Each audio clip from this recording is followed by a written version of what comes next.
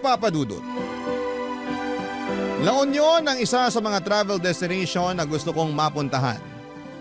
At nabisita ko ang lugar na yon noong 2019. Hinding-hindi ko makakalimutan ang experience kong yon sa La Union dahil yon ang unang pagkakataon na nakaramdam ako ng kababalaghan. Tawagin niyo na lamang po ako sa pangalang Aldred. Nagtatrabaho ako bilang computer technician sa isang ospital sa Makati. Matagal ko na talagang gustong puntahan ang La Union. Pero dahil sa busy na schedule namin sa trabaho ay natagalan bago ko ito nabisita.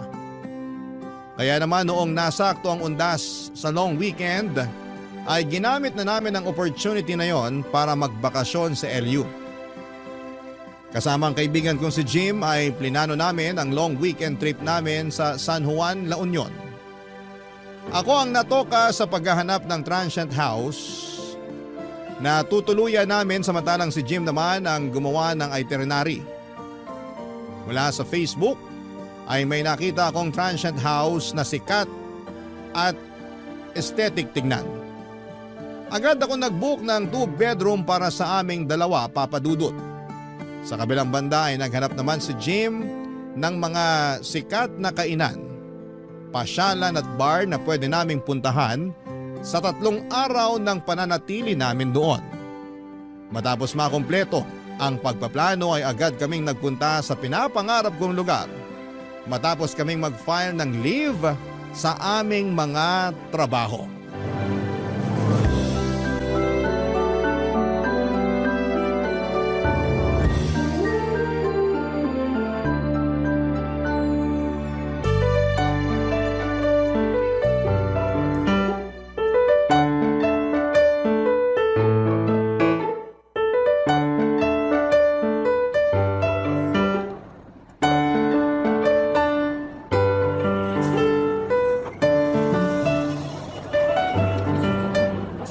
Sabi ni Aldred, nasa na raw ba siya? Nandito na raw, pababa na ng sasakyan. Tagal naman. Ang usapan 8:30 ng umaga nandito na dapat sa bus terminal. Pero mas nauna pa ako kaysa sa inyong dalawa. Maaga pa naman. Oh, siya na ba yun? Nasaan? Ayun oh, yung nakaputi na may dalang maliit na luggage. Oo, siya nga. Aldred! Nandito kami! Nandyan pala kayo. Kanina pa ako naghahanap. Oh, Anika, nandito ka rin pala. Ihatid mo ba si Jim? Hindi niya ako ihahatid. Sasama siya sa atin. Talaga? Oo, nung nalaman ko pupunta kayo ng LU, nag-leave din kagad ako sa trabaho. Mabuti nga pinayagan ako kahit na last minute yung abiso ko. Nice! Mas marami, mas masaya. Excited na nga ako Last month, dun din galing yung mga katrabaho ko. Nakakaingit nga kasi hindi ako nakasama. Kaya nga talagang sinabi ko rito kay Jim na sasama ako sa inyo ano man ang mangyari. Ayoko nga sana kasi for the boys lang dapat tong lakad natin na to.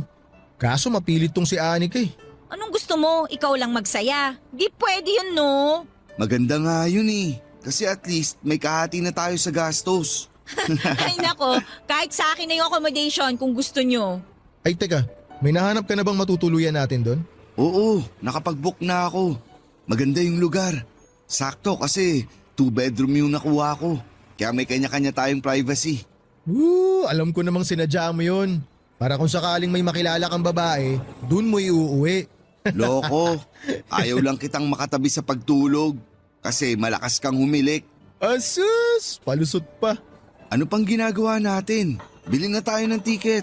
Nakabili na kami. Nung nakita naming maraming tao kanina, pumila na kagad kami habang inaantay ka namin. Oh, tiket mo. Salamat. Anong oras naman tayo aalis? 10:00 yung susunod na trip. Nagkaubusan na raw yung pang 9:00 biyahe. Mukhang maraming magbabakasyon ngayon. Mukha nga. Long weekend din kasi. Sakto, may 30 minutes pa tayo. Ano, breakfast muna kaya tayo? Wala pa akong kain mula kagabi. May kainan ba rito? Sa tingin ko walang kainan na malapit dito Mag-order ka na lang online. Hindi ka nagsabi. Dumaan kami kanina sa fast food bago nagpunta rito. Di sana nakapag-takeout kami para sa'yo. Nahuli ako ng gising Baka hindi na makahabol kapag online pa ako nag-order. Bibili na lang ako ng biskwit. Ay, wait lang. May burger pala ako rito sa bag. Hindi ko nakain kanina kaya tinake out ko na lang. Oh, sa'yo na lang to. Salamat. Kumakalam na talaga si Kimura ako eh. Oh, habang kumakain ka dyan, hanapin na kaya natin yung bus natin para may sakay na yung mga gamit. Oh, ayan na yung bus natin. Nasa likod mo. Ah, ito ba yun? Oo, yan yun. 82158 yung bus number. Ah, okay. Nasaan kaya yung konduktor nito? Pwede na kayang sumakay? Excited ka naman masyado. Mamaya pa naman alis niyan eh. Talagang excited na ako. Kagabi pa ako ready umalis eh. Maganda yung itinerary na ginawa ko, tol. Gumawa ka pa talaga ng itinerary? Puro inuman lang din naman ang pupuntahan nyo doon. Siyempre, dapat nakaschedule para masubukan natin lahat ng bar dun. Ah, basta ako, yung dagat ang habol ko. Ako rin. Matagal na akong hindi nakapagdagat eh. Ano pang hinihintay nyo? Sumakay na tayo sa bus. Ang init dito sa labas eh. Sige, tara. Pwede na ba? Pwede na yan.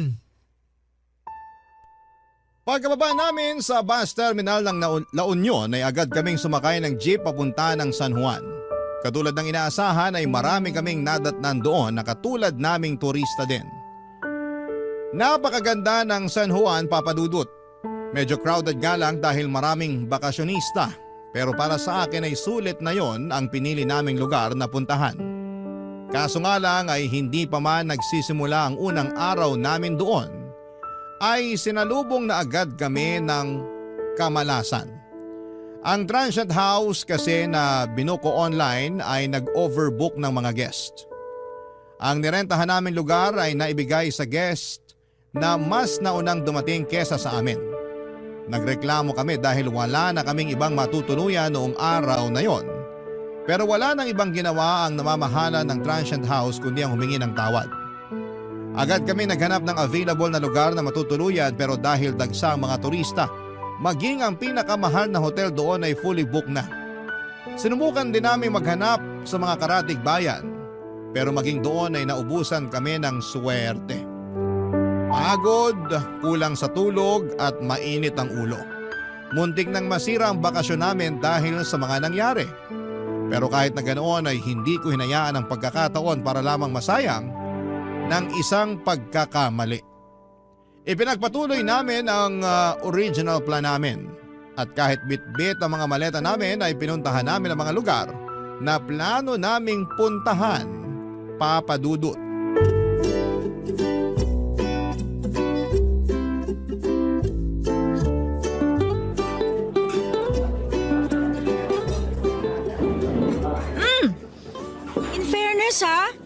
Medyo mahal pero masarap tong kape nila dito ha. Isa to sa mga resto na talagang dinadayo dito sa La Union.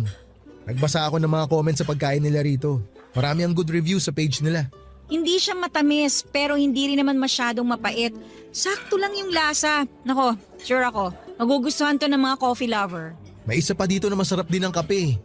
Check ko mamaya sa listahan ko. Uy, Aldred, ang tahimik mo naman dyan. Nagche-check ako ng matutuluyan. Baka may available na. Dapat pala dinala ko na lang yung sasakyan ko para kahit papaano pwede tayo matulog dun kung sakali. Ay, kasalanan to nung may-ari ng transient house eh. Bakit kasi nag-overbook sila ng customer? Nakakainis nga eh. Pasensya na talaga ah. Ako pa naman ang nakatoka sa accommodation. Hindi mo naman kasalanan eh.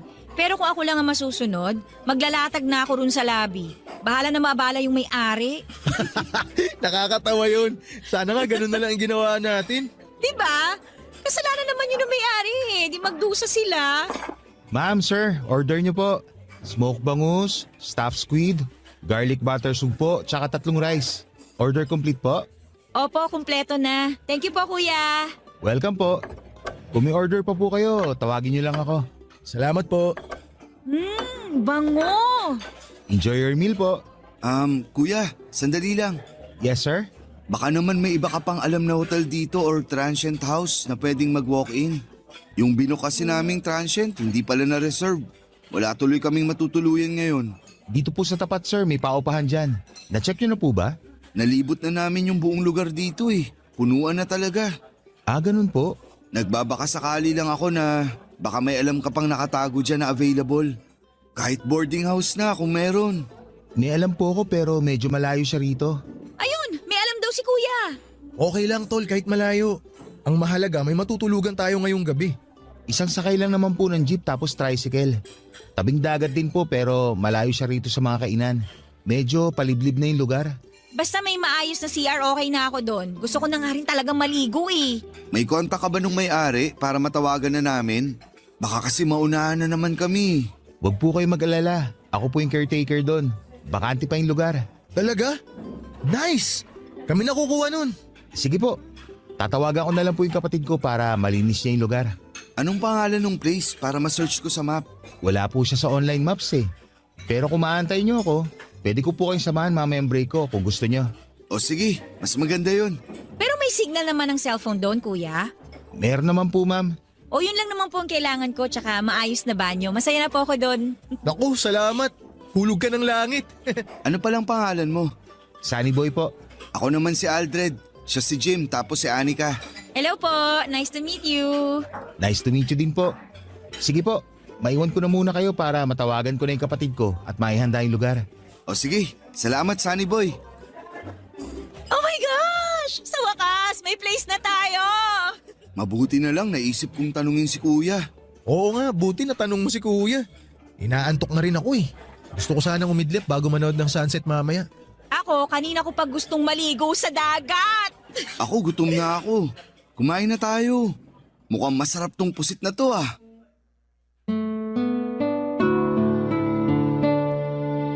Papadudod, sinamahan kami ni Sunny Boy sa transient house na tinutukoy nito sa kalagitnaan ng kanyang break. Medyo looban nga ang lugar at malayo sa kabihasnan. Pero kahit na ganoon ay wala na kaming karapatang magreklamo dahil yun na lang talaga ang choice namin para may matuluyan kami noong araw na yon. Pagkarating namin sa transient house ay medyo hindi ko inaasahan ang itsura nito. Para itong old house na naisip nilang gawing paupahan. Hindi mo aakalain na transient ito dahil parang matagal na panahon nang walang nakatira doon. Mura lang naman ang singil sa amin ni Sunny Boy sa 3 araw na pananatili namin doon kaya hindi rin kami talo kung sakali. Bukod sa itsura nito ay wala na akong ibang maipipintas sa lugar. Malinis naman ito, maganda at bago ang mga gamit sa loob. 3 ang kwarto at malinis din ang CR at ang kusina. May mga nakahanda na ring lutuan, may TV at meron ding aircon ang bawat kwarto. Nakahinga kami ng sa wakas ay meron na kaming matutuluyan at masusunod na namin ang plano namin. Kaso nga lang, pagpasok ko sa bahay na yon ay biglang bumigat ang pakiramdam ko. Para bang pakiramdam ko ay hindi kami welcome doon. Wala pang 1 oras simula nang dumating kami ay sumama kaagad ang pakiramdam ko at sumakit ang ulo ko. Hindi ko alam noon na ang nararamdaman kong yon ay warning na pala sa mga bagay na mararanasan ko sa susunod na 3 araw. Papadudot. Barangay Love Stories. Barangay Love Stories. Kinagabihan matapos na makapagpahinga ay agad kong ininom ang gamot na dala ni Anika. Sa unang gabi namin sa San Juan ay hindi pwedeng hindi namin masubukan kaagad ang nightlife doon. Isang kakilala ni Sunny Boy ang kinontrata namin ng 3 araw para gamitin ang tricycle nitong pansundo sa amin pauwi at papunta sa mga lugar na bibisitahin namin. Maganda ang nightlife sa San Juan, Papadudot. Puno ito ng musika, sayawan, pailaw at bawat isa sa mga tao doon ay masayang kasama. Nawala ang nararamdamang kong bigat sa ulo noong sa wakas ay naranasan ko na rin ang dati lang ay napapanood ko sa social media. Ang nakakatuwa ay sa tabing dagat ito nangyari. Pagkatapos ng inuman at sayawan ay nagkaroon ako ng chance na maupo sa dalampasigan at pagmasdan ang kalangitang puno ng mga bituin habang sabay na pinapakinggan ang malakas na music sa background at huni ng mga daluyong sa dagat. Dahil hindi nga maganda ang pakiramdam ko ng gabing yon, ay mas maaga akong umuwi kesa kina Jim at Anika na nooy nag-e-enjoy pa sa pagsayaw at pag-inom. Kinonta ko ang tricycle driver para magpasundo pa uwi sa transient house namin. Tahimik ng lugar na mga oras na yon. Pagkarating sa transient ay agad akong binalot ng panlalamig. Muling nanumbalik ang bigat na nararamdaman ko, pati na rin ang sakit ng aking ulo.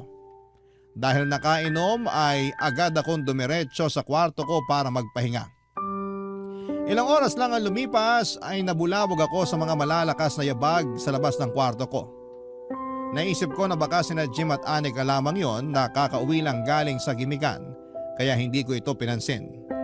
Maya-maya ay malakas na sunod-sunod na katok ang narinig ko mula sa labas ng pinto ng kwarto. Agad akong bumangon para buksan ito, Papa Dudut, pero sinalubong ako ng katahimikan.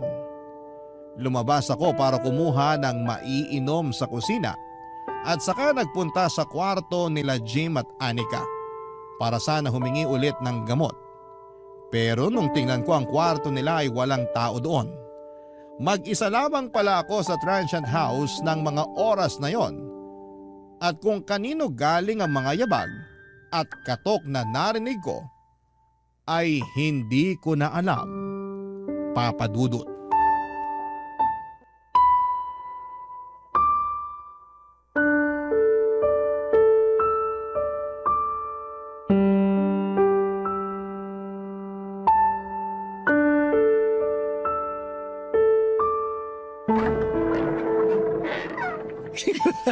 Di ba? Grabe, ang saya! Oh, Aldred, ang aga mo nagising ah. Kauuwi nyo lang? Oo, doon kami natulog sa tabing dagat. Paano? Literal na dun kayo sa buhangin natulog? Hindi. May nakilala kasi kaming grupo ng mga BPO employee na nagbabakasyon din. Jumoin kami sa kanila tapos doon na rin kami natulog kasi may dala silang mga tent. Ang saya nga sayang hindi mo sila nakilala. Magkikita-kita ulit kami mamayang gabi. Hindi na kasi namin makontak si Manong driver kagabi. Feeling ko tulog na siya nung time na yon kaya no choice na talaga kami kundi matulog na rin doon. As in, hindi kayo umuwi? Hindi, kakauwi lang namin since kagabi. Bakit? Akala ko umuwi kayo saglit tapos lumabas din agad. Bakit naman kami uuwi tapos aalis din? Hindi ko alam. Kagabi kasi, habang natutulog ako, may mga yabag ako narinig sa labas ng kwarto ko. Akala ko kayo yun. Hindi kami yun. Uy, Aldred, huwag mo nga akong tinatakot ng ganyan. Baka naman si Sunny Boy lang yun. Ano namang gagawin ni Sunny Boy dito ng ganung oras? Aba malay ko. Tapos eto pa, may kumatok din sa kwarto ko. Malakas na katok na para bang nagmamadali. Tapos nung bumangon ako, wala namang tao. Sinek ko yung kwarto nyo. Wala din kayo. Kaya akala ko umuwi kayo tapos umalis din. My gosh, bigla akong tinayuan ng balahibo. Uy, wag ka naman nananakot dyan. Seryoso ako. Alam ko kung ano yung narinig ko. Baka naman nananaginip ka lang. Hindi na nga ako nakatulog simula nun eh.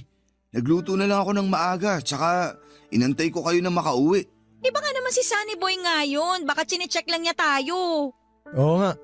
Di ba dyan lang siya nakatira sa malapit? Hindi naman siguro yun mambubulabog ng ganung oras. Tsaka may trabaho yun sa umaga. Kaya sure akong maaga yun natutulog.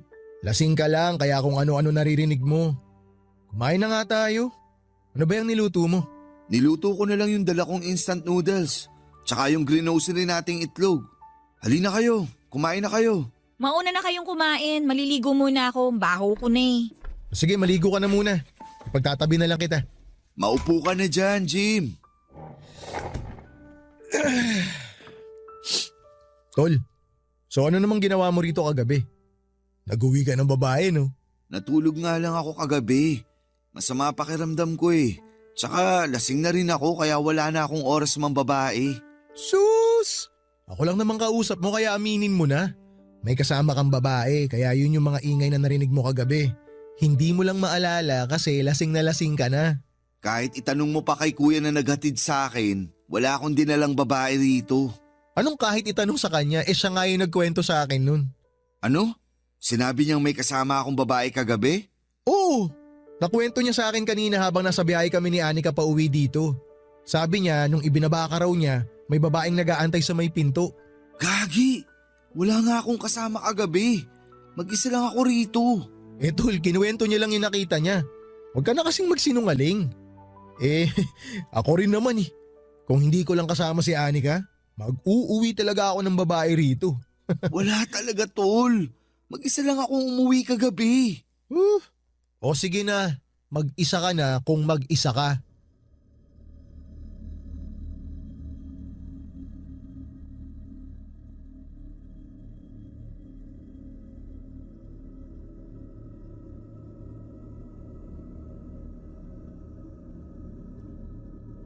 Papadudot maniwala kayo sa akin, wala talaga akong kasamang umuwi ng time na yon. Wala rin akong nakitang babae sa transient house namin katulad ng sinabi ng tricycle driver na naghatid sa akin. Basta ang alam ko lang ay totoo ang mga narinig ko ng gabing yon at hindi ako nananaginip. Kinahapunan ay nagpunta naman kami sa mga tourist destination sa La Union. Binisita namin ang bahay na bato, ang Macho Temple at nagpunta rin kami sa casino para maglaro. Pagsapit naman ng gabi, ay muli kaming nag-bar hopping. Hindi ko alam pero tuwing nasa labas ako ay bigla na lamang nawawala ang sakit ng katawan ko. Pero kapag nasa transient house ako, ay para bang ang bigat-bigat ng pakiramdam ko. Sa second night namin ay sina Jim at Anika naman ang maagang umuwi dahil pareho raw silang pagod. Alam kong gusto rin nilang magkaroon ng quality time na dalawa kaya naisip kong magpaiwan na muna. Ipinagpatuloy ko ang pag-inom sa huling bar na pinuntahan namin hanggang sa nagsara ito.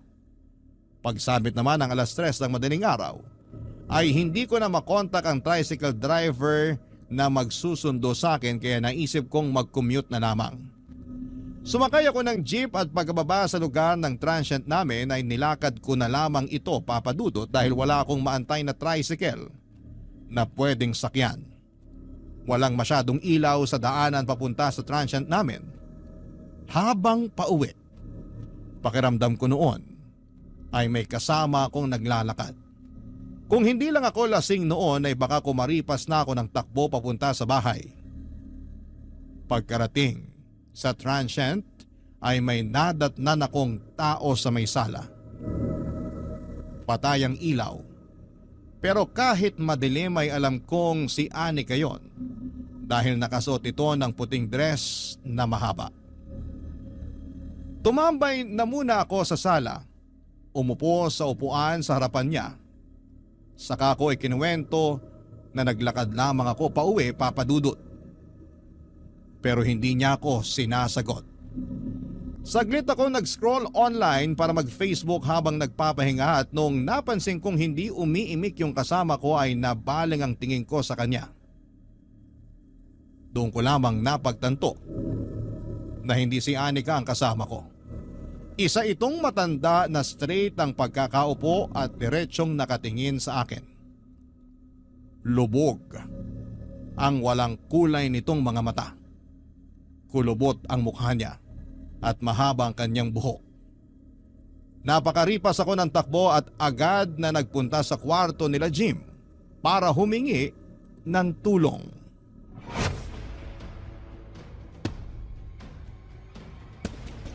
Jim! Umisip kayo dyan! Balagbag naman Ako kung sa sala. makakatok. Aldred! Uuwi mo lang ba? Bumangon ka dyan! May matanda sa sala! Matanda? Anong matanda pinagsasabi mo? May nakita akong matanda sa sala! Bakit ba ayaw niyong bumangon dyan? Teka nga babe, bubuksan ko lang yung pinto. Ang ingay mo naman, Aldred. Ano bang meron? Asan yung matanda sinasabi mo? Halika, samahan niyo ako. Nandun siya sa sala. Anong matanda? Okay ka lang ba? Ba't naman magkakaroon ng matanda rito? Asan ulit? Sa sala? Halika, samahan niyo ako. Natatakot akong bumalik dun mag-isa eh. Ay naku, sige. Pakita mo sa akin. Nasaan? Dali, lumakad ka ron. Samahan kita. Sandali, hintayin niyo ako. Huwag niyo ako iwan dito. Nadatnan ko siya kanina pagkarating ko. Akala ko nga si Anika yun eh. Tinanong ko pa siya kung bakit di pa siya tulog. Kanina pa kami tulog ni Jim. Tsaka paano magkakaroon ng matanda rito? Nakalak yung pinto. O nandito na tayo sa sala. Nasaan yung sinasabi mo matanda? Nandito siya kanina. Nakaupo siya dyan. Magkatapat nga kami. Anika, pakibuksan mo nga yung ilaw. Wait lang. Nasaan na yun? Nandito lang yun kanina. Nakita ko siya, tol. Maniwala kayo sa akin. Sandali nga lang, huminahon ka muna. Ikwento mo sa amin yung buong pangyayari. Sige. Nung pagkababa ko ng jeep galing sa bar, wala akong mahanap na tricycle. Kaya naglakad ako pa uwi rito. Tapos, habang naglalakad ako, pakiramdam ko may sumusunod sa akin. Sa labas pa lang, nanlalamig na ako eh. Eh bakit hindi ka nagpahatid kay kuya na driver ng tricycle? Hindi ko na siya makontak. Madaling araw na rin kasi. O tapos, ano nangyari pagkarating mo rito? Pagbukas ko ng pinto, walang ilaw tapos naaninag ko yung matanda na nakaupo dito sa sala. Akala ko si Anika yun kaya umupo rin ako para kausapin siya. Kinausap mo? O ano sabi? Wala, hindi siya sumasagot. Tapos habang nagsa-cellphone ako, tinignan ko siya for the first time. Doon ko na-realize na hindi siya si Anika. Matanda siya, tol. Galit na galit siyang nakatingin sa akin. Ay, tapatin mo nga ako, tol. May tinira ka ba sa huling bar na pinanggalingan mo? Lakas ng amats mo eh. Wala akong tinira na drugs. Hindi ako nagsisinungaling. Maniwala kayo. Totoo yung nakita ko. Sige na. Tama na yan. Tumataas na yung balahibo ko sa mga sinasabi mo eh. Alam mo, Aldred, tinatakot mo sarili mo. Yung kwento mo pa lang na parang may nakasunod sa'yo, dun pa lang gumagawa ka na ng ikatatakot mo eh. Lasing ka lang. Magpahinga ka na. Hindi, tol. Kahit nakainom ako, alam ko yung mga nangyayari. Tol, hindi ako maniniwala sa'yo hanggat hindi ko nararanasan yung mga sinasabi mo. Matulog ka na lang. Sandali, pwede bang sa inyo na lang muna ako matulog? Natatakot ako eh. O sige, doon ka lang sa lapag ha. Samahan mo ko sa kwarto. Kukunin ko lang yung kutsyon ng kama ko ron. Ay, para ka namang bata eh. Halika na. Salamat.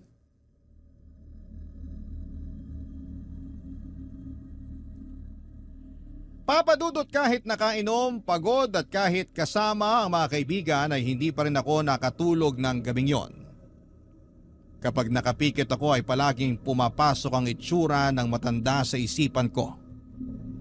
Para bang anytime ay bigla na lamang siyang magpapakita sa akin. Pakiramdam ko, bawat sulok ng kwarto kung saan ay nababaling ang tingin ko ay may nakatayong tao. Kahit na wala naman akong nakikita. Pagsapit ng umaga ay saka lang ako nakatulog. Kaso nga lang ay ilang oras pagkatapos noon ay bigla akong nagkaroon ng masamang panaginip. Nagising ako na hinihingal at pawis na pawis kahit nakabukas naman ang aircon. Wala na noon sina Jim at Anika sa loob ng kwarto at dinig na dinig ko sa labas ang boses ng dalawa habang nagkwekwentuhan.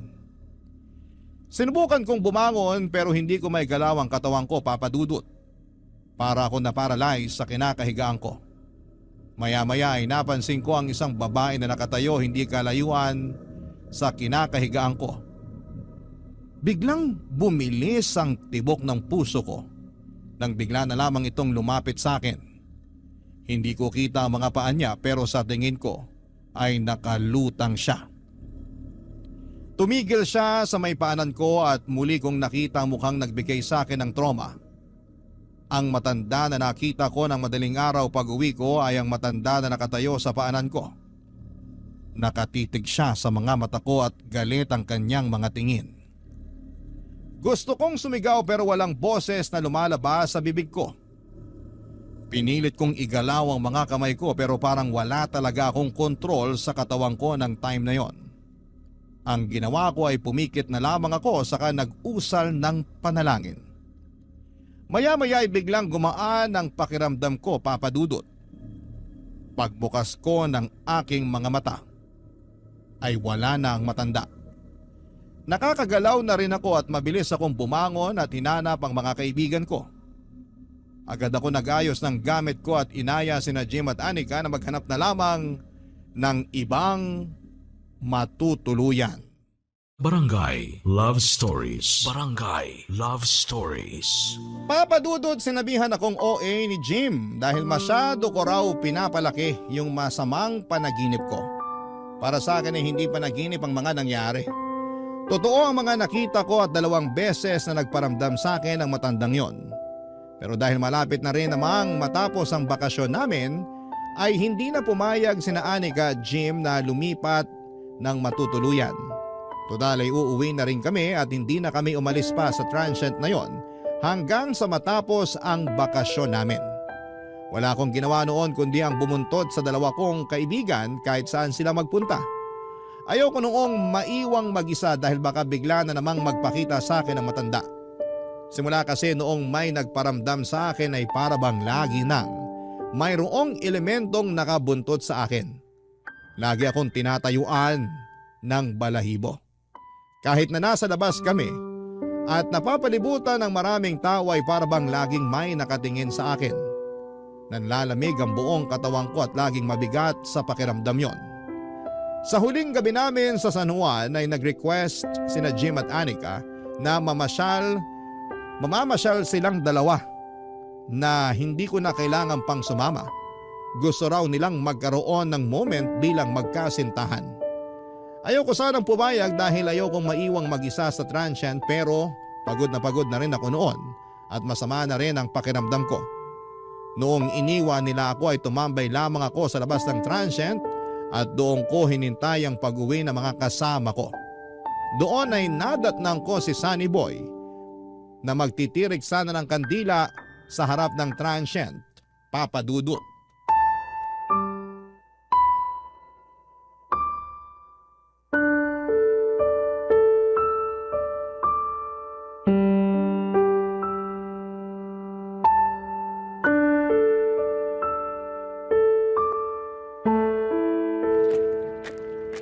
Oh, sir.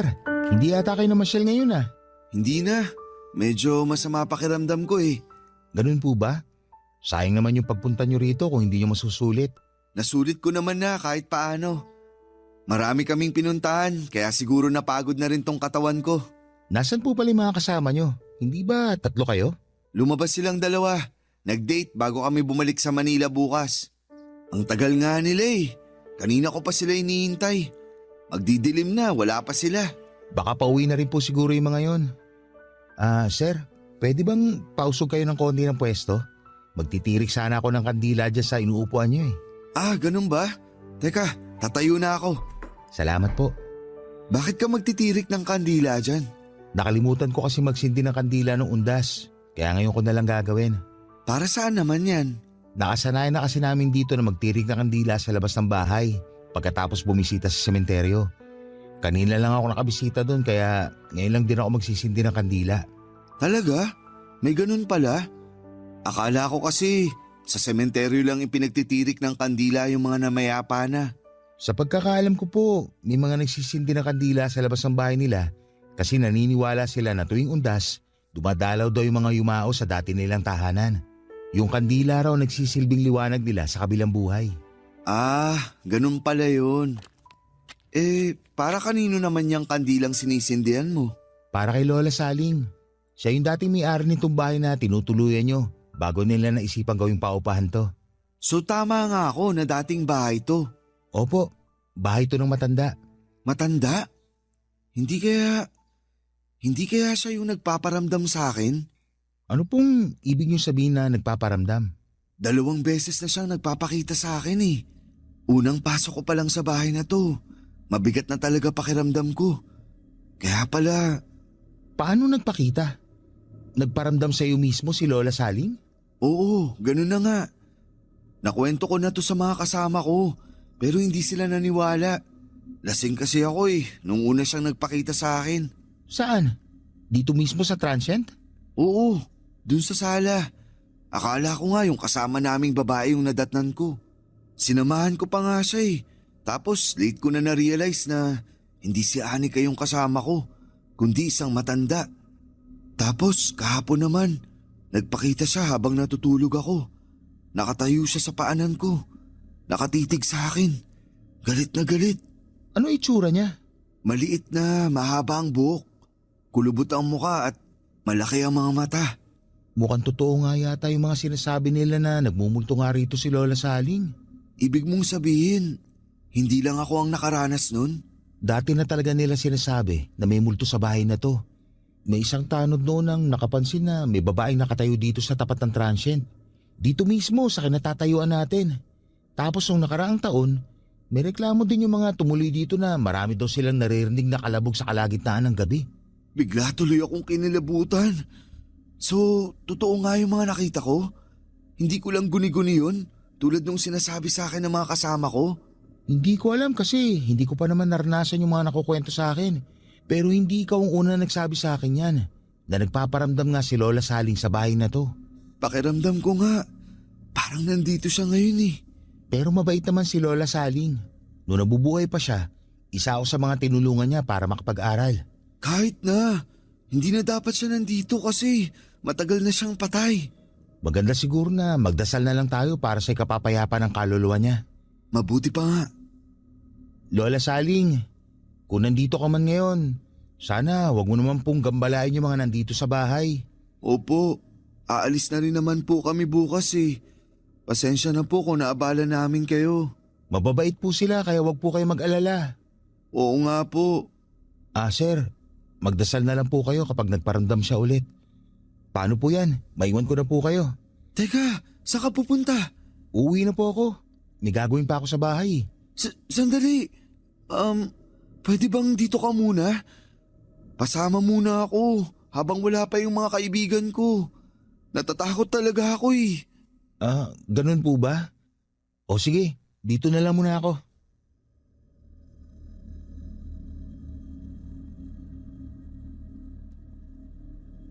Habang wala pa sina Jim at Anika ay sinamahan ako ni Sunny Boy sa transient house. Doon ay naikwento niya sa akin ang naging buhay ni Lola Saling nung nabubuhay pa siya.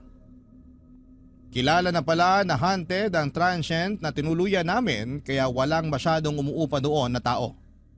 Hindi nagpapaniwala si Sunny Boy sa mga multo dahil hindi pa raw niya ito nararanasan.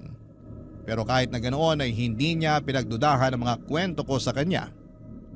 Simula nung namatay si Lola Saling ay si Sunny Boy na raw ang naging caretaker ng bahay.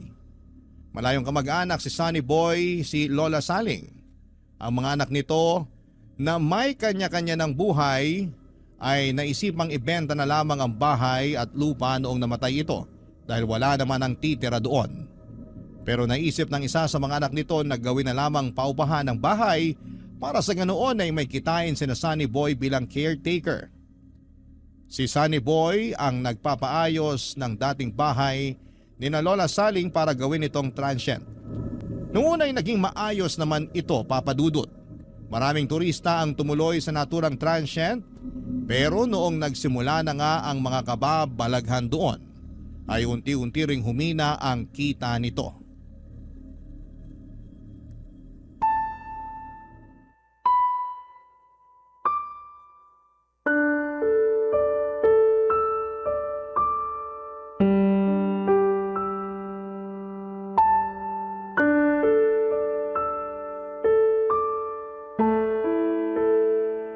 Dating teacher si Lola Saling kaya medyo may pagkamasungit siya, saka istrikta. Pero sa amin mabait siya. Kami na yung tinuring niyang anak simula nung nagsialisa ng mga anak niya. Ilan ba ang anak ni Lola? 4 silang lahat. Yung 2 nakatira na sa abroad. Yung 2 naman nasa Maynila. Siya na lang mag-isang naiwan dito noon. Yung asawa niya? Maagang nabiyuda si Lola Saling. Bata pa lang daw yung mga anak niya noon nung naaksidente ang asawa niya sa daan. Ang totoo niyan, itong transient na to ang unang naipundar nila mag-asawa. Kaya alam ko kung gaano kahalaga ang bahay na to para kay Lola Saling. Noon ngang nalaman kong plano nilang ibenta tong bahay na to, nalungkot ako eh. Mabuti na lang, naisipan nila tong gawing transient. Pero medyo luma na rin kasi tong bahay. Nasabi mo 'di ba na wala nang masyadong umuupa rito? Oo, medyo matumal nga. Malayo din kasi ito sa sentro eh. Minsan, yung mga nagiging customer namin yung mga wala na talagang matuluyan katulad ninyo. Pero sa tingin mo, bakit naman kaya nagpaparamdam si Lola Saling sa mga tao? Hindi kaya may gusto siyang ipaiwatig? Hindi ko alam. Hindi rin naman kasi siya nagpaparamdam sa akin eh. Ni anong klaseng kababalagan, wala akong naramdaman sa pamamahay na to. Baka naman ayaw niyang gawing paupahan tong bahay niya. Sabi mo, mahalaga tong bahay na to para sa kanya eh. Baka ayaw niyang may ibang tao siyang nakikita rito. Naisip ko na rin yan. Noong nabubuhay nga siya, galit na galit siya sa mga turista eh. Bakit naman? Kasi nung araw, dyan sa may bukana ng barangay namin, dyan sa may pasukan, may nagtayo ng inuman. Parang bar? Oo. Sumisikip na kasi noon yung nightlife dito sa San Juan. Kaya isa-isa nagsulputan yung mga bar. Dahil sa bar na naipatayo malapit dito, dumami ang mga tao, ang mga turista. Galit na galit noon si Lola Saling. Bakit naman siya nagalit? Paano naman kasi matutulog yung matanda kung gabi-gabi siyang binubulabog ng ingay ng mga taong dumadaan galing sa galaan? Nasira daw yung katahimikan ng lugar dahil sa mga mahilig uminom na walang ibang ginawa kundi ang magkalat at magwala. Sa bagay, may punto nga rin naman siya. May pagkakataon nga noon na may nag-aaway dito mismo sa harap ng bahay niya. Ang ginawa niya, kumuha siya ng isang palangganan ng tubig saka ibinuhos sa nag-aaway. Paano naman siya namatay? Siguro dahil na rin sa katandaan. Nadatnan na lang namin siyang walang buhay dito sa sala ng bahay niya. Nakaupo sa rocking chair, hindi na gumagalaw, hindi na humihinga. Hindi niyo na siya itinakbo sa ospital? Hindi na, diniretso na namin sa punerarya. Kaya hindi na rin namin nalaman kung anong rason ng pagkamatay niya. Ngayon alam ko na kung bakit siya sa sala nagpakita. Doon pala siya namatay. Tapos yung kwarto na sinasabi mo kung saan ka binangungot, yun yung kwarto niya nung nabubuhay pa siya. Grabe, tumatayo balahibo ko. Kaya nga sabi ko, Walang kuryente? Brown out? mukhang wala nga. Sandali, may extra kandila akong naiwan sa labas. Kukunin ko lang. Sandali, tol. Huwag mo akong iwan dito. Diyan lang naman oh. Teka, ano yun? Nakikita mo ba yun? Ang alin? Doon sa may bintana, sa tabi ng pinto. Parang may nakasilip na matanda. Sir, huwag niyo naman po akong takutin. Hindi kita tinatakot. Tingnan mo kasi. Tao yun, di ba? Nakatingin siya sa atin. Sir, sige ha. Mauna na po ako sa inyo. Baka hinahanap na po ako sa amin. Sandali! Huwag mo ko iwan dito.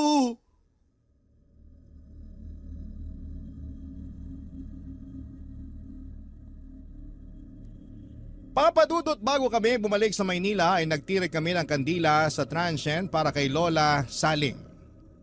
Nanalangin din kami para sa kanyang kaluluwa at humingi ng tawad sa panggagambala sa tahanan niya. Pagkatapos noon ay nagpaalam na kami kay Sunny Boy na noon ay nagsimula na ring matakot sa naturang bahay matapos makaramdam ng kababalaghan. Sobrang lala ng trauma na sinapit ko ng mga panahong yon, sa puntong halos 2 buwan din akong natutulog na bukas ang ilaw. Dumoble noon ang bayad ko sa kuryente dahil bawat sulok ng apartment ko ay nakabukas ang ilaw. Hindi pa rin kasi mawala sa isipan ko noon ang itsura ni Lola Saling noong gabing nagpakita siya sa akin. Paminsan-minsan ay dumadalaw pa rin siya sa panaginip ko. May pagkakataon noon na natatakot ako dahil baka bigla na lamang siyang magpakitang muli. Sa kabutihang palad ay hindi naman naulit ang bagay na yon. Sa paparating na araw ng mga patay, sana'y huwag nating kalimutan ang mga kamag-anak nating namayapa na. Ito ang araw kung kailan ay dapat nating alalahanin na minsan din nating silang nakasama sa mundong ito. Dito na po natatapos ang sulat ko sa inyo, Papa Dudut. Maraming salamat po at lagi po kayong mag-iingat. Ang inyong forever, kapuso at kabarangay, Aldred. Dear Papa Dudut, mapagpalang araw sa iyo at sa lahat ng mga nakikinig ngayon. Ako po si Ram, 46 years old na sa ngayon at dito na naninirahan sa Tarlac. Mahigit 1 dekada na ako nagtatrabaho bilang land surveyor. At ang kwentong ibabahagi ko sa inyo ay nangyari lamang netong nakaraang taon. Hindi po ako umiinom ng alak pero meron po akong matinding bisyo. At yon ay ang pagsasabong. Nagsimula lang ako sa pagtutupad na may maliit na pamusta hanggang sa maging passion ko na ang pag-aalaga ng mga panabong na manok na nilalaban ko naman sa malalaking sabungan. Maswerte kasi ako sa sabong. Noong sunod-sunod ng naging panalo ko ay nagawa ko ng makabili ng pangarap kong sasakyan at nakabili na rin ako ng lupang ginawa kong manukan. Sobrang saya ko noong naramdaman ko na malayo na ako sa napakahirap na sitwasyon ko noon. At nang nakaluwag-luwag na ako sa buhay ay hinanap ko ang mga kapatid ko, Papa Dudut. Nagkawatak-watak kasi kami noong naglayas ako. Noong naglayas ako ay napadpad ako sa Maynila. Kung ano-anong trabaho ang pinasok ko para makasurvive at mapanindigan na kaya kong mabuhay ng mag-isa. Nang matanggap ako bilang panadero sa isang malaking bakery ay natuwa sa akin yung mag-asawang may-ari kaya kinupkop nila ako at pinag-aral. Itinuring din nila ako bilang tunay na anak kahit na may mga anak na sila ng panahong yon. Ang kaso nung nakatapos na ako ng pag-aaral ay magkasunod naman silang pumanaw. Hindi ko na po idedetalye kung paano ko nahanap ang mga kapatid ko pero noong nagkita-kita na kami, hindi ako nagdalawang isip na tulungan din silang makabangon sa buhay kahit paunti-unti noong nakakaangat na ako. Kinuha ko ang kapatid kong si Ellie para pag-aralin dahil siya lamang ang nakita ko noon na porsigidong makatapos ng pag-aaral. Nang mabalita ng tatay ko na maganda na ang buhay ko ay gumawa siya ng paraan para makausap ako. Nakiusap siya na kung pwede ay kunin ko na lamang siyang tagabantay sa manukan ko para magkaroon siya ng trabaho. Kahit galit pa rin ako sa kanya ng mga panahong yon, ay pinagbigyan ko pa rin siya, Papa Dudut. Kung tama man o mali ang naging desisyon ko, ay hindi ko na yon inisip pa noon, Papa Dudut.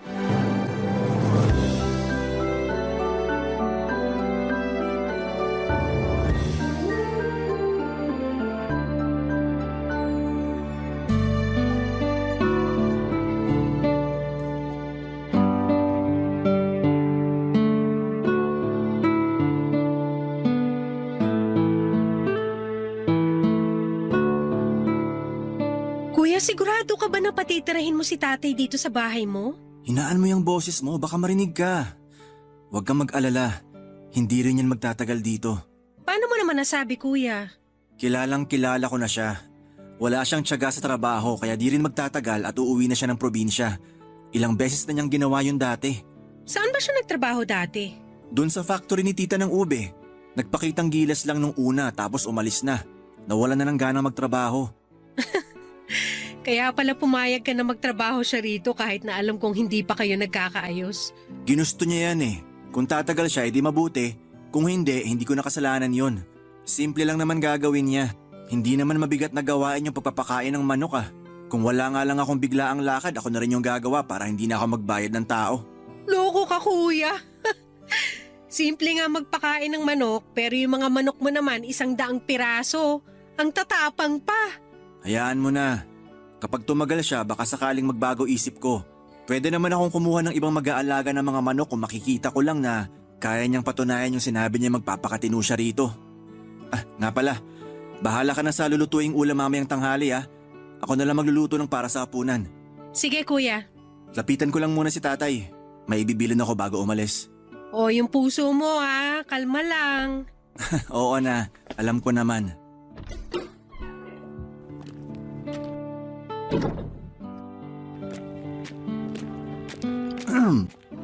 Tay, napakain na ba lahat ng mga manok? Hindi pa. Marami pa pala yung nandun sa dulo. Hindi mo naman sinabi na ganito pala kalawak tong manukan mo. Sana kumuha ka man lang ng makakatulong ko. Abay, kulang yung 1 oras sa pagpapakain pa lang ng mga manok mo. Paano kung papainumin ko pa? Yan kasi hirap sa inyo. Gusto nyo ng trabaho pero kapag nahirapan kayo, puro naman reklamo. Ram naman, matanda na ako. Akala ko ba pagbabantay mo lang ako rito? Kung magbabantay lang kayo rito, hindi ko na kayo siswelduhan kasi libre naman kayo ng tinitirhan at libre pagkain na rin. Eh sana sinabi mo man lang na napakarami mo palang manok dito. Ilan pa lang napapakain ko. Pagod na ako. Sabihin nyo na lang kung hindi nyo kayang gawin yung trabaho rito hanggat maaga pa. para makakuha ko ng iba. O siya, sige na't papakainin ko na ibang manok. Wala naman akong magagawa. Bayaran lang naman ako rito eh. Kung iyang inirereklamo nyo ay kumikilos na lang kayo, tapos na sana yung trabaho nyo. Akala ko pa naman, magiging maayos yung buhay ko kapag sumama ako sa'yo. Aalilain mo lang naman pala ako rito. Anong aalilain? Babayaran ko naman yung pagkatrabaho nyo. Tsaka sino bang nagpumilit na pumunta rito? Hindi ba't kayo rin naman? Gusto nyo yata aabotan na lang kayo ng pera eh. Makapagsalita ka parang napakataas mo na. Tandaan mo, walang anak na magiging matagumpay kung hindi dahil sa magulang. Asikasuhin nyo na lang yung mga manok para wala tayong problema. May lakad ako ngayon. May pagkain naman sa bahay, luto na yon. Kung di nyo gusto yung ulam, magluto na lang kayo. Tay, ayoko ng kalokohan ha. Hindi pwede alak dito kaya kung gusto nyong uminom, huwag na kayo magtrabaho sa manukan ko. Sus! Oo na! Lumakad ka na kung aalis ka.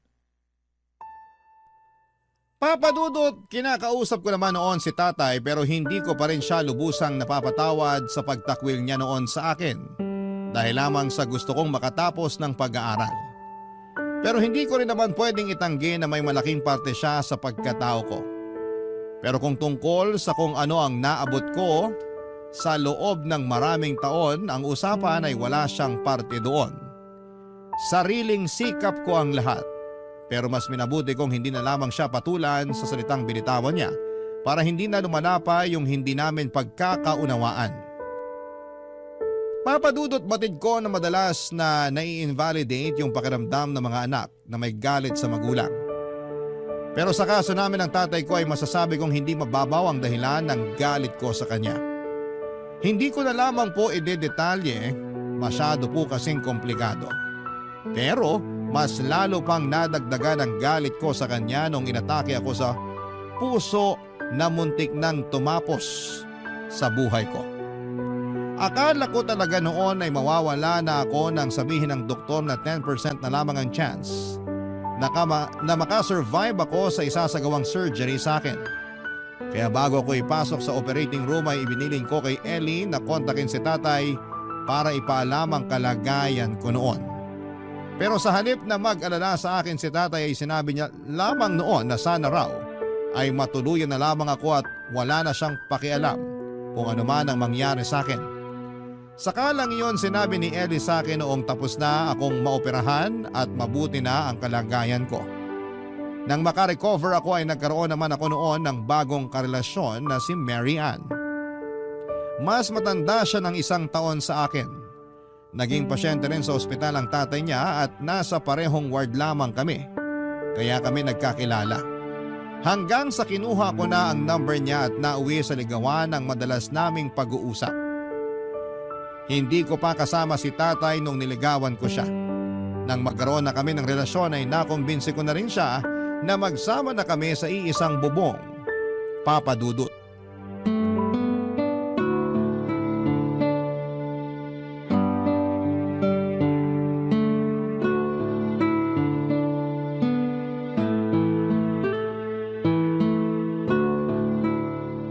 Ang ganda mo naman, ate. Buti sinama ka na ni Kuya rito. Kala ko hindi ka na ipapakilala sa akin eh. Kwento lang kasi nakakarating sa akin. Naku, matagal na akong kinukumbinsi ng kuya mo na dito na tumira. Nabanggit niya nga na nauna lang daw ng ilang linggo yung tatay niyo. Nasan nga pala siya? Nandun sa kubo sa may manukan. Tambayan niya yon tuwing tanghali. Ilang taon ka na nga pala, ate? Sure ako hindi kayo magkaedad ni Kuya. Hindi talaga. Pero sa tingin mo, ilang taon na ako? Feeling ko nasa mid-30s ka na. Tama ba? Ikaw talaga, masyado mo naman akong pinapabata. 46 na ako. Wow, talaga? Grabe ha, hindi halata. Anong sabon mo? Regular soap lang, ano ka ba? Kayang-kaya namang ma-achieve yung ganito basta malinis sa katawan at hindi palaging nagpupuyat. Ayun lang. Puyatera kasi ako eh. Bata ka pa naman. Huwag ka masyadong magpaka-stress sa buhay. Ay, teka. Ikaw ba may boyfriend na? Wala pa. Talaga? Hindi ka pa nagkaka-boyfriend kahit isang beses? Ate, hanggat hindi requirement sa buhay yung magka-boyfriend, mananatili akong unbothered. Goals muna bago jowa. Ayos yan. Kaya pala tuwang-tuwa sa'yo kuya mo eh. Good girl ka naman pala. Half-half. Minsan kasi, hindi rin kami nagkakasundo ni kuya. May time na napagdadabugan ko siya o kaya hindi kinakausap. Kapag mainit ulo niya, damay lahat, lalo na pag natalo siya sa sabong. Ay, grabe. Pero kahit ganun siya minsan, mas lamang pa rin yung pagiging mabait niya. Agree naman ako dyan. Lagi ka nga niya kinukwento sa akin eh. Pinagmamalaki ka kaya ng kuya mo. Kaso nga lang daw, ikaw rin yung nagmana ng ikli ng pasensya niya. Pareho daw kayong mainitin ng ulo. Si kuya talaga oh. Nilaglag na pala ako sa'yo. Ay, ate, baka nagugutom ka na. Upo ka na muna. Maghahanda lang ako ng pagkain. Ikaw ba nagluto? Hindi ate, si kuya talaga nagluluto ng pagkain namin kasi maraming bawal sa kanya. Assistant niya lang ako sa kusina. Buti hindi mo iniiwan kuya mo kahit pwede ka na mag-asawa dyan sa edad mo. Hanggat walang mabigat na dahilan para iwanan ko siya, dito lang ako. Alam mo naman yun si kuya? Feeling strong lagi kahit kailangan naman talaga niya ng kasama. Pero ngayon nandito ka na, makakatakas na ako paminsan-minsan. Aba, mukhang close na kayong dalawa. Pinag-uusapan niyo ba ako? Wala lang kaming alak dito kuya, pero kanina ka pa namin ginagawang pulutan. Ay, kayo talaga. Ano mahal? Ayos ka lang ba rito? Hindi na ba magbabago yung desisyon mong dito na rin tumira sa bahay ko? Hindi na, mahal. Okay na okay ako rito. Lalo na andito naman si Ellie. May makakakwentuhan ako kapag wala ka. Si Ellie makakakwentuhan mo? Nako, good luck sa'yo mahal. Bihira lang dumaldal yan. Biruin mo, kaming dalawa na nga lang yung magkasama dito noon pero bihira pa kami magkausap sa sobrang tahimik niyan. Kung may nagpapakita lang sanang multo dito, sila na lang kinausap ko. Huwag ka maniwala ate, sinacharot ka lang ni kuya. Hay nako, nagbardagulan pa kayong magkapatid. Ang mabuti pa kumain na tayo. Sa susunod, ako naman yung magluluto para sa inyo.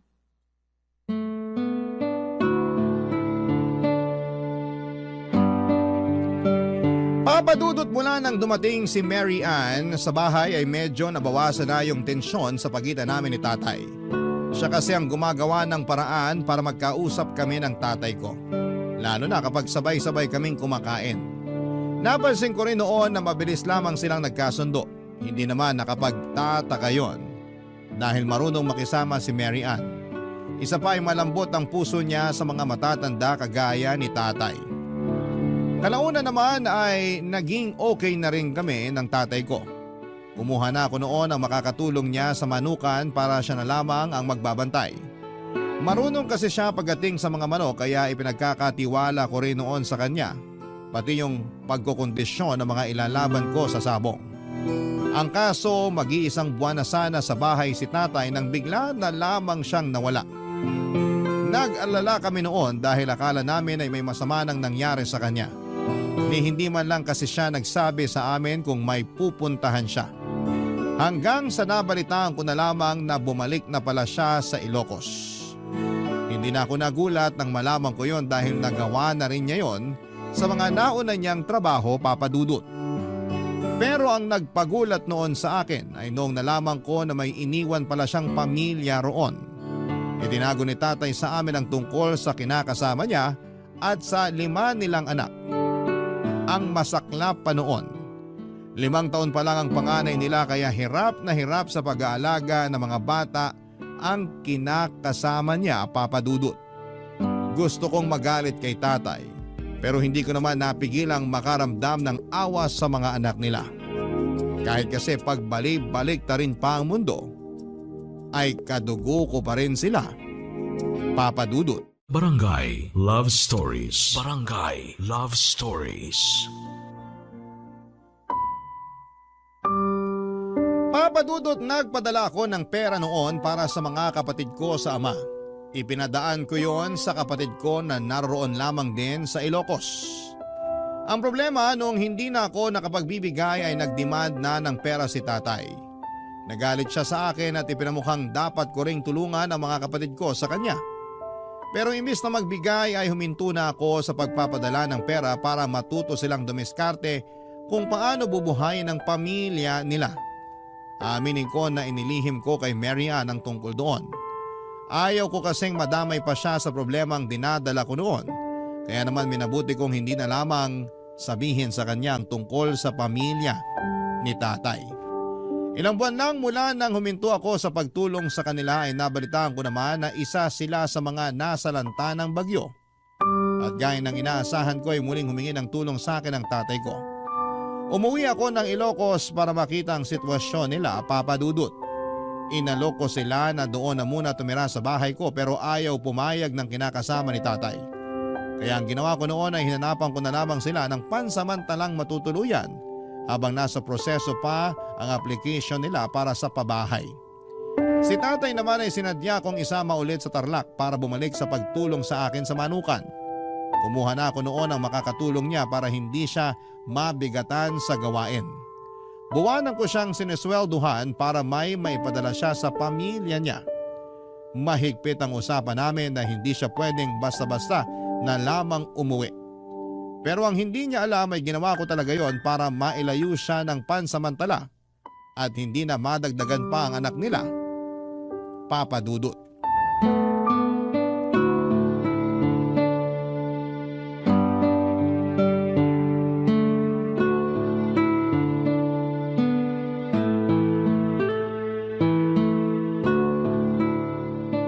Tay, kain na po tayo.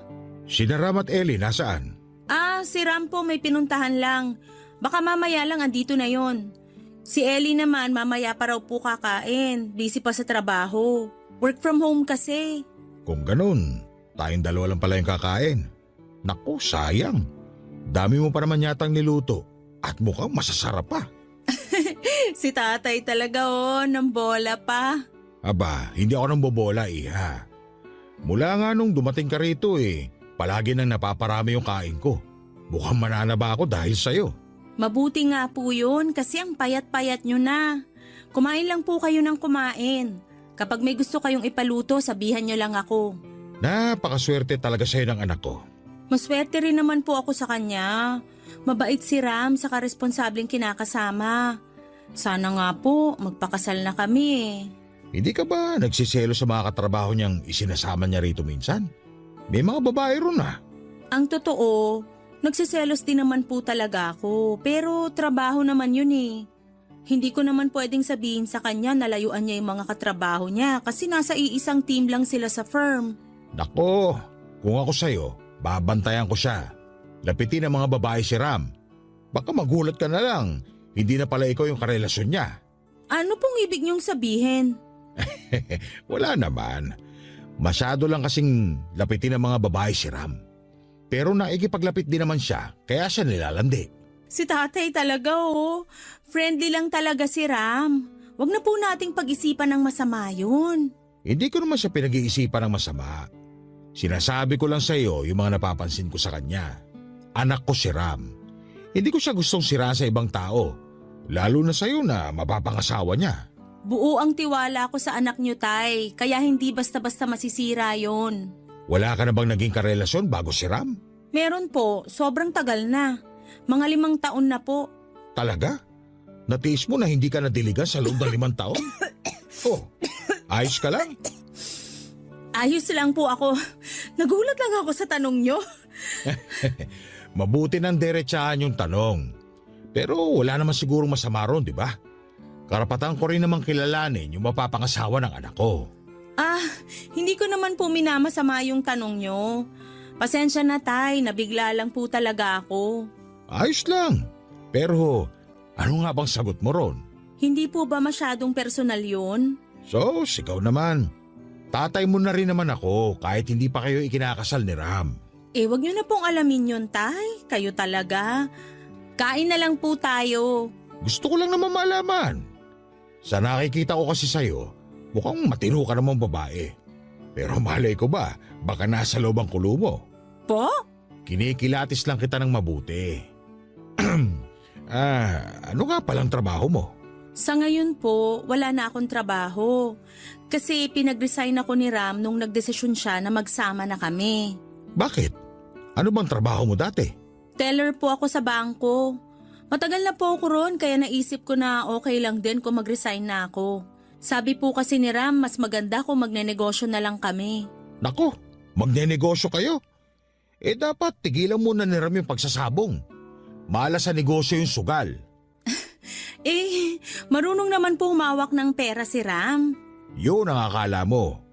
Baka magulat ka na lang na wala na siyang pera pagdating ng araw. Kilala ko yung anak ko. Hindi ka dapat nagpapadikta sa kanya. Kung ganun, marami pa pala akong hindi alam tungkol kay Ram. Oo, kaya kung ako sa'yo, kilalanin mo muna siya ng mabuti bago kayo magpakasal. Kung may gusto kong malaman, magtanong ka lang sa akin. Marami akong alam. Sige po, buti na lang andyan kayo. Salamat tay ha, kahit di niyo ako anak, patas niyo akong tinatrato. Aba, siyempre naman.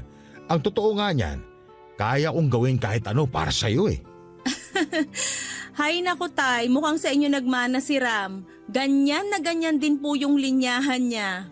Pero mas magaling ako sa kanya. Magaling po saan? Magaling pumorma sa babae. Baka di mo alam, sa edad kong to, kaya ko pang bumingwit ng 30 anyos. Ba, lakas nyo taya. Ano bang sikreto nyo? Simple lang, gayuma.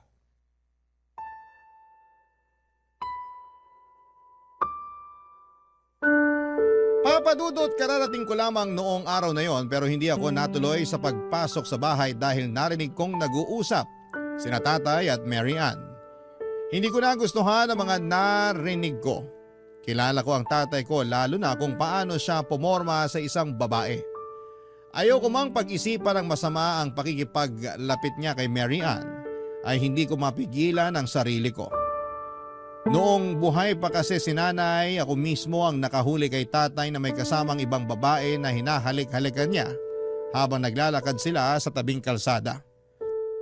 At hindi yon ang unang beses na nang babae siya dahil mga kapitbahay na mismo namin ang nagsusumbong kay nanay.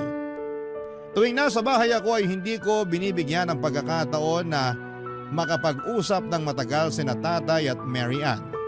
Batid ko naman na malambot ang puso ng mapapangasawa ko sa mga kagaya ni tatay pero hindi ko na nagugustuhan ang malisyosong tingin ng tatay ko sa kanya. May mga pagkakataon kasi na nahuhuli ko si tatay na pinapanood si Mary Ann kapag nagwawalis at nakatungo. Medyo nakikitaan na kasi siya sa mga sinusuot niyang damit. Pinagsabihan ko naman siya noong una pero nakasanayan na talaga niya ang pagsusuot ng mga damit na bitin sa tela. Hinaya ko na lamang siya para hindi na kami mag-away pa. Pero isang araw papadudot ay hindi ko inaasahan ang isinumbong sa akin ng kapatid kong si Ellie. Nahuli niya raw si Tatay at Mary Ann na naghahalikan sa kusina noong araw na umalis ako para makipag-meeting sa mga katrabaho ko sa firm. Hindi ako naniwala noong una pero napag-isip-isip ko. Ni minsan ay hindi pa nagsinungaling sa akin ang kapatid ko at wala rin naman akong nakikitang dahilan para gawin niya yon sa akin. Kaya naman gumawa na lamang ako ng paraan para malaman kung totoo nga ba ang sinasabi ni Ellie, Papadudot.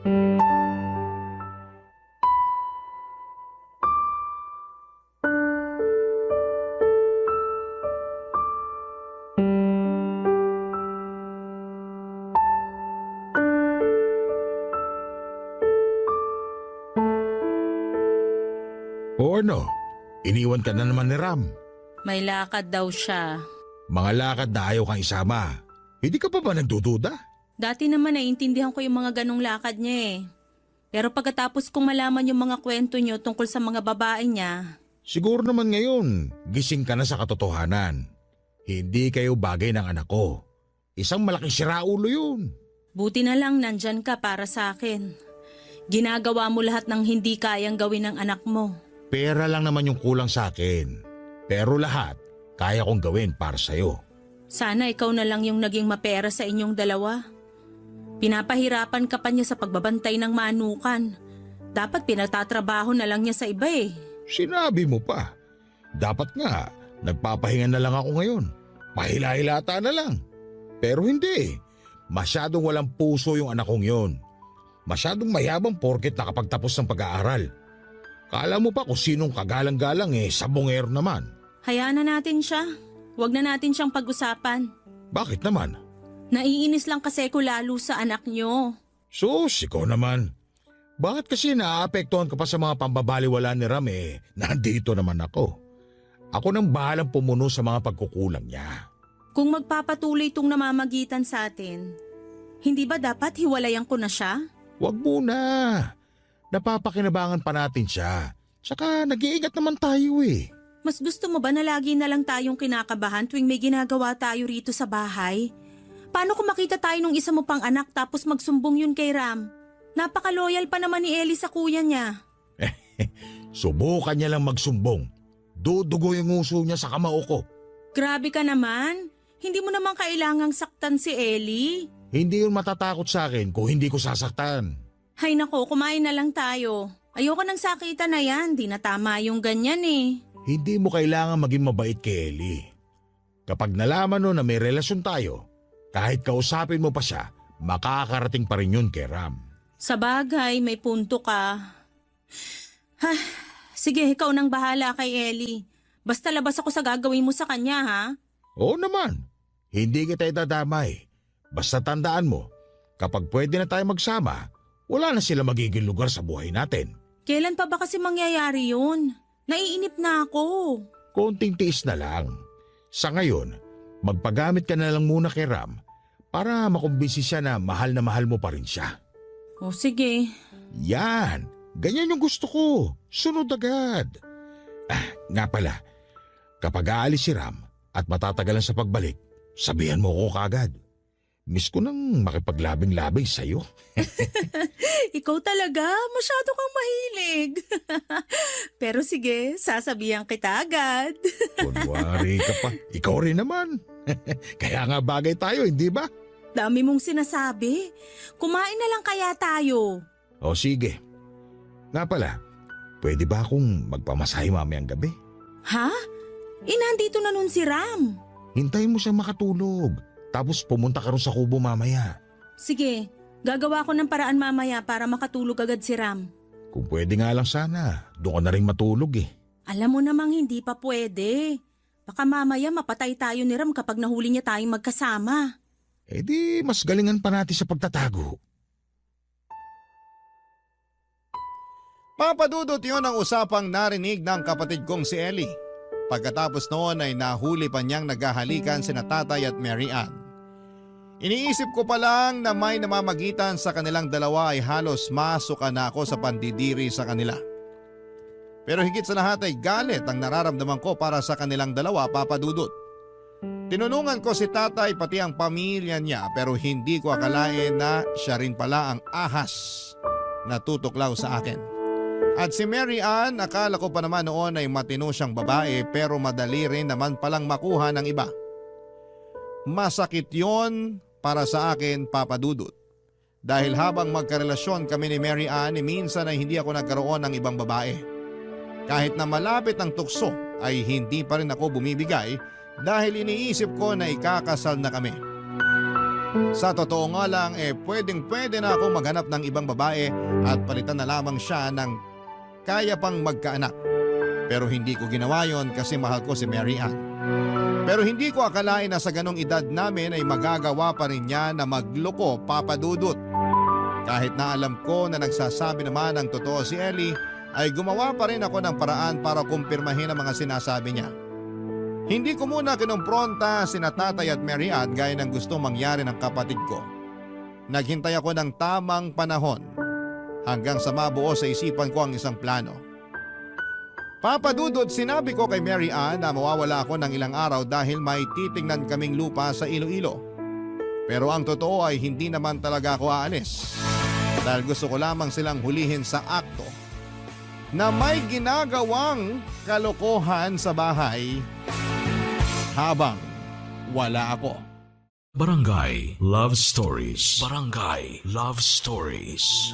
Papadudot, matapos kong umalis sa bahay ay bumalik din ako kinagabihan. At pagpasok ko noon sa kwarto namin ni Mary Ann ay naabutan ko sila ni Tatay na may ginagawang kamunduhan. Sa tindi ng galit ko noon ay pinalayas ko silang dalawa, Papa Dudut. Hindi ko na inisip kung may pera ang tatay ko nang umalis siya.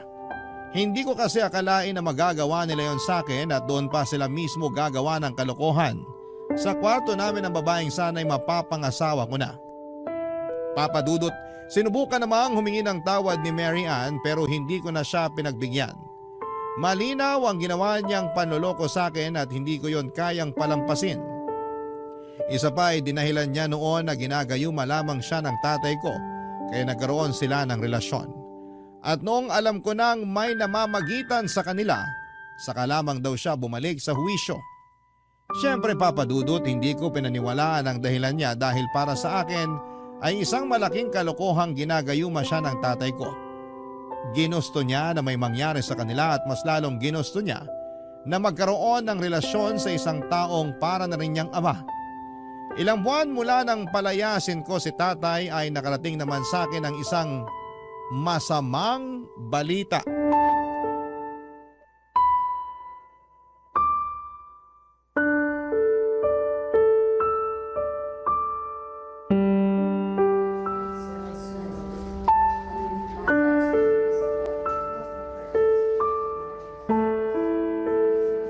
Buti nakapunta ka. Salamat sa tulong mo. Ginawa ko lang to kasi magulang ko pa rin si tatay. Pero hindi ibig sabihin nun napatawad ko na kayo sa ginawa niyo sa akin. Maniwala ka, hindi ko naman talaga mahal yung tatay mo. Nadala lang ako sa pinapakita niyang malasakit sa akin. At anong tingin mo sa ginagawa ko sa'yo? Hindi pa ba malasakit yon? Kulang pa ba? Hindi naman sa ganun, pero minsan kasi nararamdaman ko na parang hindi na ako mahalaga sa'yo. Kahit minsan hindi mo ako sinama sa mga lakad mo. Seryoso ka ba? Alam mo naman kung gaano ka-importante yung mga lakad ko, di ba? Hindi naman ako kung saan-saan lang pumupunta, Mary Ann. Para sa trabaho yon at hindi kita pwedeng isama kasi may mga pinag-uusapan kaming confidential. Mahirap bang intindihin yun? Gusto ko lang namang maramdaman na parte pa rin ako ng buhay mo. Kailan ko ba yun hindi na iparamdam sa'yo? Kahit nga pagod na ako sa trabaho, naglalaan pa rin naman ako ng oras, di ba? Eh ano yung sinasabi ng tatay mo na may babae ka? Yan kasing hirap sa'yo eh. Masyado ka nagpapauto kay tatay. Natural, krusonada ka niya. Kaya bibilugin niya yung ulo mo para masira yung tiwala mo sa akin. Pero lagi kang may kasamang mga babae sa trabaho mo. Ikaw na mismo nagsabi, trabaho, di ba? Ano sa tingin mo yung gagawin namin sa oras ng trabaho? Marunong ako makisama. Pero alam ko kung paano ihiwalay yung trabaho sa personal kong buhay. Kaya kahit maghubad pa sila sa harapan ko, ikaw pa rin yung iniisip ko. Kaya lumalayo ako sa tukso. Pero wala eh. Nagpaloko ka sa tatay kong babaero na noon pa. At hindi ko nakasalanan kung masyadong marumi ang utak mo kaya madali kanyang nauto. Ang sakit mo namang magsalita. Minahal lang kita ng sobra kaya ako nagkaganito. Hindi. Hindi ka nagmahal ng sobra. Sadyang naghahanap ka ng iba kasi hindi ka makontento sa akin. Hindi ka pa nakahintay. Ikakasal na tayo, di ba? Mas magaan pa nga sana to sa akin kung sa ibang tao na lang eh. Pero tatay ko pa. Tatay ko pa, Mary Ann. Alam ko kung anong ginawa ko. Kung hindi na tayo magkakaayos, edi wag na tayo mag-usap. Masasaktan lang tayo sa mga maririnig natin. Bakit? Ayaw mo bang marinig mula sa akin kung gaano kakaruming babae? Tatay ko pinatulan mo. Ano bang nakita mo sa kanya? Wala. Paanong wala? Nagkarelasyon nga kayo. Kung ano man yung nagustuhan ko sa kanya, hindi mo na yung kailangan pang malaman. Kung ayaw mo na sa akin, kawalan mo yon. Ibang klase ka rin eh, no? Ikaw na yung nagkamali, ikaw pa yung mayabang ngayon. Sa ginagawa mo ngayon, hindi ka pa ba nagyayabang? Nakakaumay kang kausap. Dahil ginusto mo yung pakikipagrelasyon mo kay tatay, sige, panindigan mo. Kahit may pamilya nang naghihintay sa kanya sa Ilocos. Ha? Anong sinabi mo? Oo, may pamilya na siya. At dahil paniwalang paniwala ka sa kasinungalingan ni tatay, wala ka na ring magagawa kahit magsisi ka pa. Bakit naman ako maniniwala sa'yo? Alam kong gumaganti ka lang kaya mo sinasabi yan. Kung ayaw mong maniwala, siya na mismo yung tanungin mo. Tutal siya naman yung mas pinaniniwalaan mo, di ba? Kaya sige, bahala ka na. Tingnan ko lang kung hindi ka magsisi kapag ikaw na mismo yung makakaalam kung sino sa amin yung nagsasabi ng totoo. Papa Dudut, kahit itanggi ni Mary Ann ay alam kong nasaktan siya sa mga nalaman niya. Ayaw niya lang ipahalata ang totoong reaksyon niya sa takot na mapahiya sa harapan ko. Kalaunan nga ay nalaman na rin niya na may pamilya na si tatay na naghihintay sa Ilocos. Matapos yun ay nakipaghiwalay na si Mary Ann at bumalik na lamang ito sa poder ng mga magulang niya at nagpa siyang maghanap ng bagong trabaho para makabawi sa kanila. Sobra kong nadismaya sa kanya dahil naloko siya ni tatay ng ganon katindi. Kung hindi lang yun nangyari, kasal na sana kami at masaya pa rin nagsasama. Aaminin kong may nararamdaman pa rin ako para kay Mary Ann ang panahon na yon, pero hindi na yon sapat para makipagbalikan pa ako sa kanya. Sa kabila ng galit ko ay nagawa ko pa rin tulungan si tatay hanggang sa makalabas na siya ng ospital. Hindi ko naman siya kayang pabayaan na lamang dahil wala rin namang kakayahan ng mga kapatid niya na tulungan siya. Sinagot ko ang lahat ng gastos at inihatid ko na rin siya sa pamilya niya sa Ilocos. Pero nilinaw ko na hanggang doon na lamang ang kaya kong gawin para sa kanya bilang anak. Sa susunod na may mangyari sa kanya o sa pamilya niya ay hindi nila ako maaasahan pa, Papa Dudut.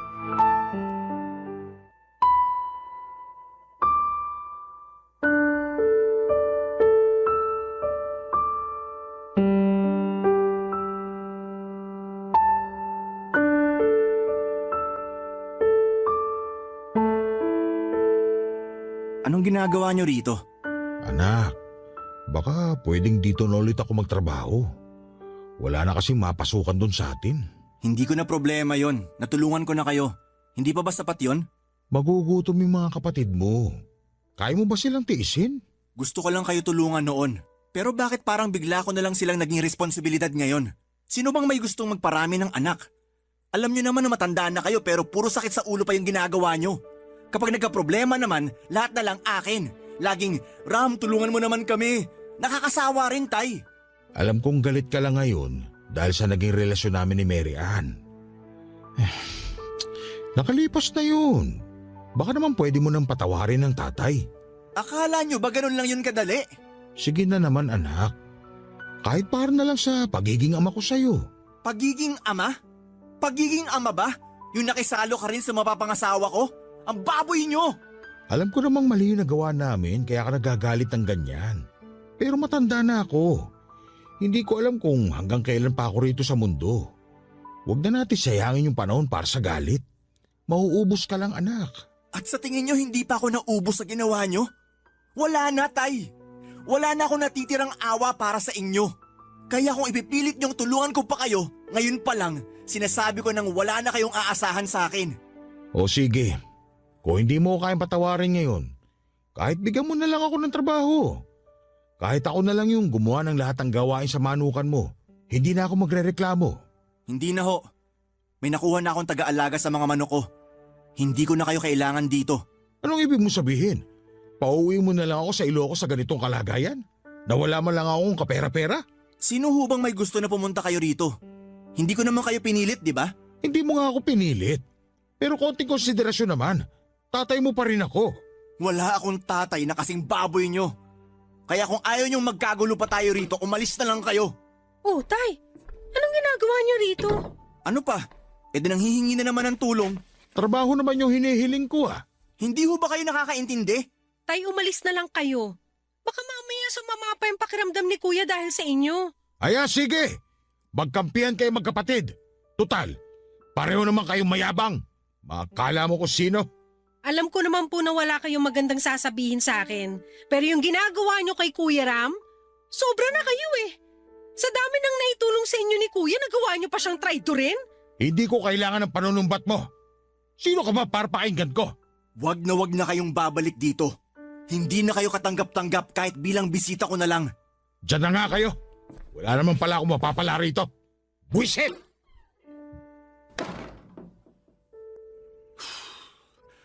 Pasuyo nga ng tubig, Ellie. Parang tumaas na naman bibi ko kay tatay.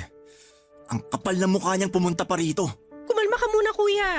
Huwag ka na magpakagalit ng sobra. Baka kumapano ka pa eh. Wait lang ha, kukuha ako ng tubig mo. Malamig ba yan? Oo, Kuya.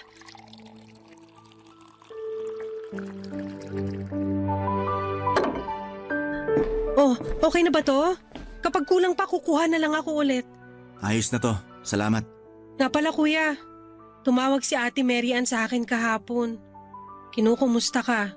Huwag ka na makipag-usap, Ron. Baka gamitin ka pa para makipag-ayos ulit sa akin. Pagod na ako sa mga kagaya niya. Pasensya ka na kuya. Kung nandito lang ako kanina, hindi ko na sana pinapasok si tatay para hindi na kayo nagkasagutan. Hayaan mo na yon. Basta ayoko na siyang makita. Mula sa araw na to, hindi ko na siya kinikilala bilang ama.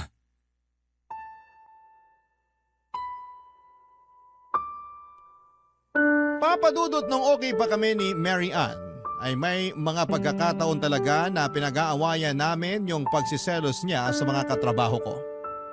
Hinahanap niya ang mga ito sa Facebook at ini-stalk para malaman kung palagi ko silang kinikita. Noong may nakita siyang bata sa picture na in-upload ng katrabaho ko ay inaway niya ako at pinagpilitang anak ko ang batang yon, ngunit ang katotohanan ay pamangkin lamang yon ang katrabaho ko. Kaya naman kahit gusto kong patawarin si Mary Ann ay marami akong napagtanto sa pagsasama naming dalawa. Hindi magiging maganda ang samahan namin sa pagiging selosa at mapaghiganti niya sa isang bagay na hindi ko naman ginagawa. Tungkol naman kay tatay ay nadala lamang ako ng galit sa sinabi kong hindi ko na siya tinuturing na ama. Hindi ko naman kasi mabubura sa pagkatao ko na siya ang tatay ko. Pero kung tungkol sa pagpapatawad ang usapan ay hindi ko alam kung kailangan kong kakayaning patawarin si tatay o kung dapat ko pa bang gawin yon para sa kanya. Papadudot masyado pa pong mataas ang emosyon ko hanggang ngayon. Kaya hindi ko alam kung dapat ko pa bang patawarin ang tatay ko sa ginawa niya. Gusto ko po sanang hingin ang pagkakataong ito para hingin ang payo ng mga tagapakinig ninyo, lalo na sa mga nakakaranas na rin ng pinagdadaanan ko. Hanggang dito na lamang po ang aking kwento at maraming salamat po Papa Dudut at sa lahat ng bumubuo ng Barangay LS. The best po kayong lahat. Ang inyong forever kapuso at ka-barangay Ram.